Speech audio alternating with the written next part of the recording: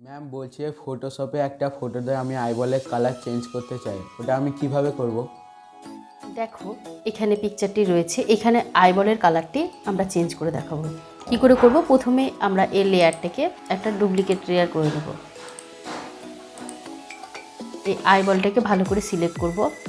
এখানে এলিপ্টিক্যাল মার্কিউ টুল দ্বারা এলিপ্টিক্যাল মার্কিউ টুলকে আমরা সিলেক্ট করব। সিলেক্ট করে আমরা ভালো করে আইবলটাকে সিলেক্ট করব।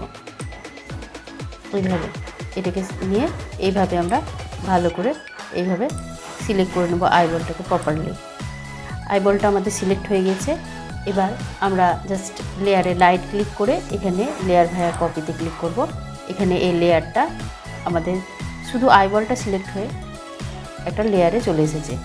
এবার কন্ট্রোল প্রেস করে এখানে জাস্ট ক্লিক করব। ক্লিক করে দেখো এখানে এটা কিন্তু সিলেক্ট হয়ে গেছে। এইবার আমরা এইখান থেকে ক্রিয়েট নিউ, এখান থেকে আমরা কার্ভে ক্লিক করব।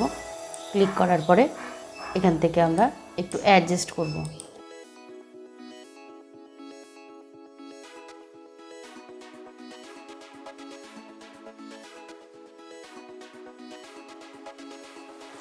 ওকে করলাম। ওকে করার পরে আবারও আমরা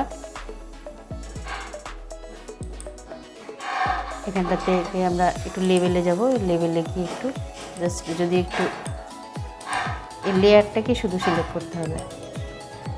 তারপরে এখানে লেভেলে গিয়ে এখানে লেভেলটাকে আমরা একটু যদি বেশি ডার্ক করতে চাই তাহলে এইভাবে অ্যাডজাস্ট করে দেব, যেমন দিতে চাইব। এখানে আমাদের গ্রিনিশ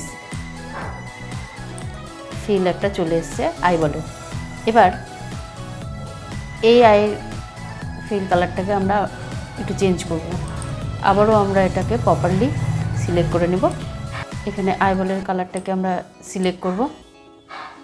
প্রপার সিলেকশন হয়ে যাওয়ার পরে আমরা এটার উপরে রাইট ক্লিক করে আমরা লেয়ার ভায়া কপিতে ক্লিক করব।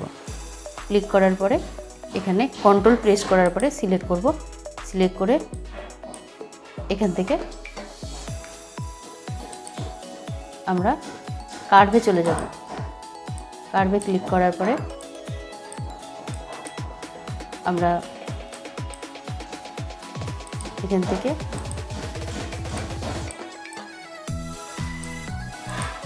কালারগুলোকে চেঞ্জ করব।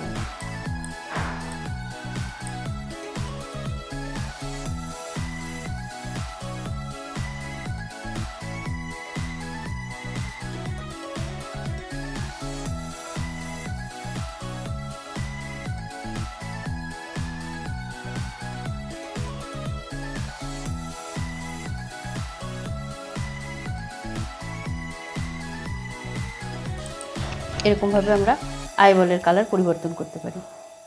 এইভাবে তোমরা কালার টোনগুলোকে আপ ডাউন করে বিভিন্নভাবে তোমরা কিন্তু চেঞ্জ করতে পারো। ঠিক আছে।